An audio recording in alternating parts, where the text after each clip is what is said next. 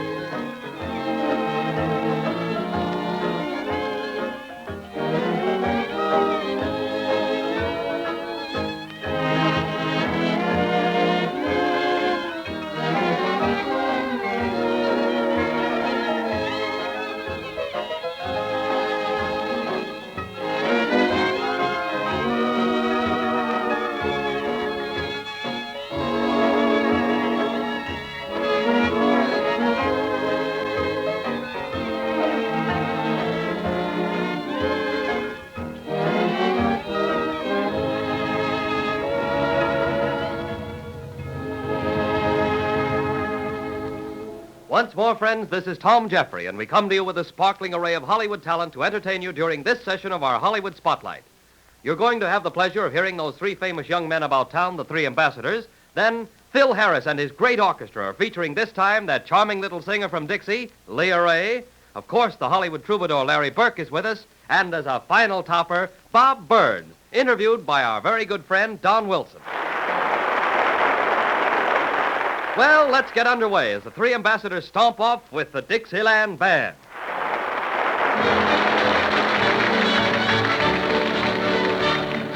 Did you ever hear the story of the Dixieland Band? Let me tell you, brother, that the music was grand. They had the piano and the clarinet. Only thing they needed was a second cornet. And that's what led to the ruin of the Dixieland Band. When the folks would holler for the maple leaf rag, they would get to swinging, but the trumpet would drag. They had to keep him 'cause he played so sweet. What they needed, someone who could give them the beat. Someone who swung with the rhythm of the Dixieland Band. He'd play so sweetly instead of playing. He'd play so sweetly. They'd be saying, sure enough, they got him so they couldn't play right. Finally, he fixed them on a Saturday night. He hit a figure that was off the chord. Apoplexy got him and they went to the Lord. And that's the pitiful story of the Dixieland Band. Now they're up in heaven and they're happy at last, 'cause they found a trumpet man who really can blast. The way he swings them is an awful shame. He can really do it, Gabriel is his name. And now folks, here is a sample. Listen to the Dixieland Band.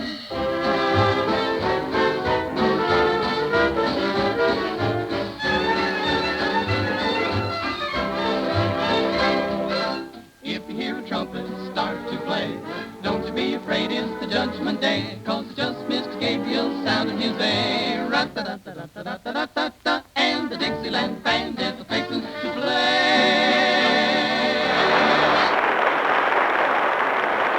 Thank you, boys. That was really swell. Yes, sir. Well, now, Phil Harris, it's your turn, and I'm going to ask you to introduce your portion of our review yourself. Come in, Phil. Yes, and now Leah Ray has a second-hand heart for sale. Now, if you only had a repossessed liver, we might make a deal for you.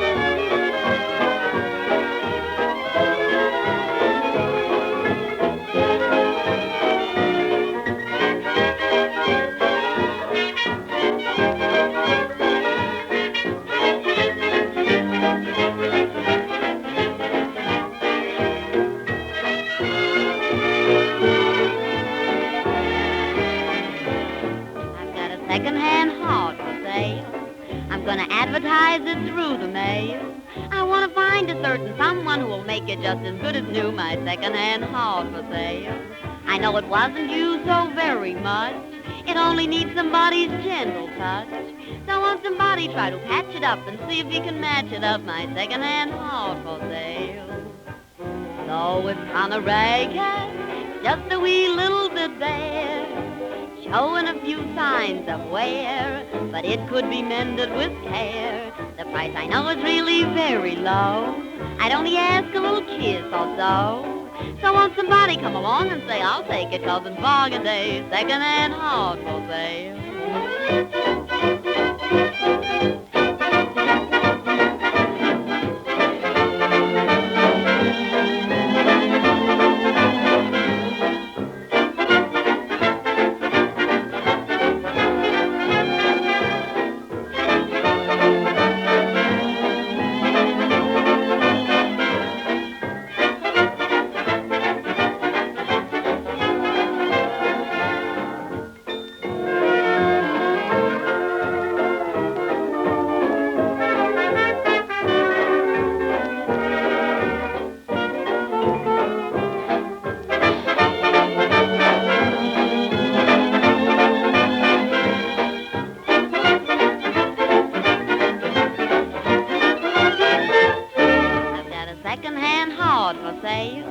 I'm going to advertise it through the mail.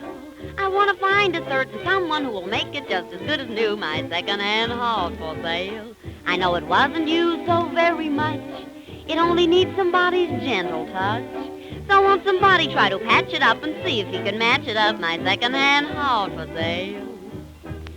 Though it's kind of ragged, it's just a wee little bit bare, showing a few signs of wear, but it could be mended with care.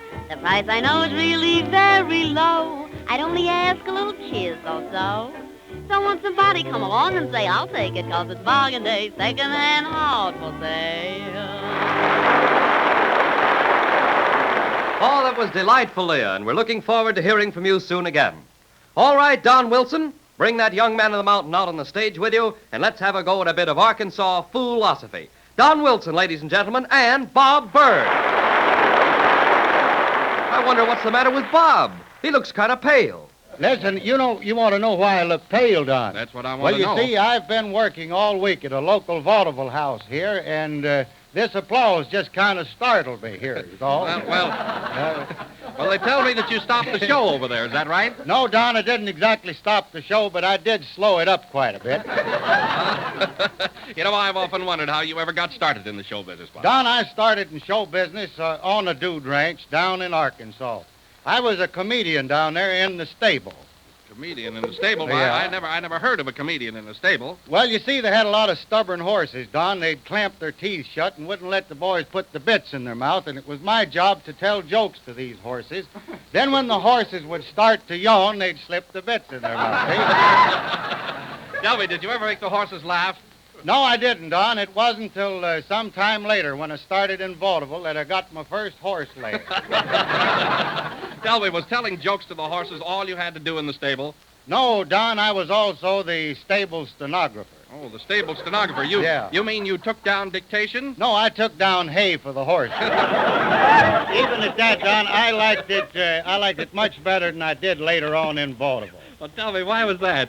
Well, you see, in vaudeville, Don, you had to work on the bill with some terrible acts. Now, there was an act right ahead of me that fella got out there and told a lot of bad jokes, and people would start hissing him. And then I'd get out there following him and get about halfway through my act, and the people would start thinking about this other guy, and they'd start hissing again. See? Well, even at that, there's something about the atmosphere of the stage that you just can't help but like, isn't there? Yeah, Don, I admit the atmosphere of the stage is better than the old job. You must meet a lot of funny people on a dude ranch down there in Arkansas. Yeah, one of the funniest things I ever ran into was a woman. It's the first time this lady had ever been out of the city. And the first morning I was riding along with her, and she pointed over in a pasture and says, "What's that funny-looking animal over there?" I says, "Lady, that's just a plain, ordinary old cow." She says, "What's those things growing out of its head?" I says, "Those are its horns." Just then the cow went, "Moo." She says, "Which horn did he blow then?" See? I I just tell you that, Don, to let you know I've been in show business a long time. Well, it must be wonderful to be out there at night under the big moon, so romantic. Don, you're too easy led, but I'll tell you about that moon. That moon ain't near as big as it used to be, Don. What do you mean the moon isn't as big as it used to be? Well, you see, Kate Smith darn near wore the moon out trying to get it over the mouth. Okay, Don and Bob, okay. Well, Larry Burke, the spotlight shines on you and your offering. Let's hear from the Hollywood troubadour. Without a word of warning, my life has begun. Without a word of warning, two hearts beat as one. From out of nowhere you came to me. A breeze passed by, whispering your name to me. Without a word of warning, and strange as it seems, we kissed, and with that kiss you invaded my dreams. I don't know how it happened that out of the blue up above you came along to answer my song of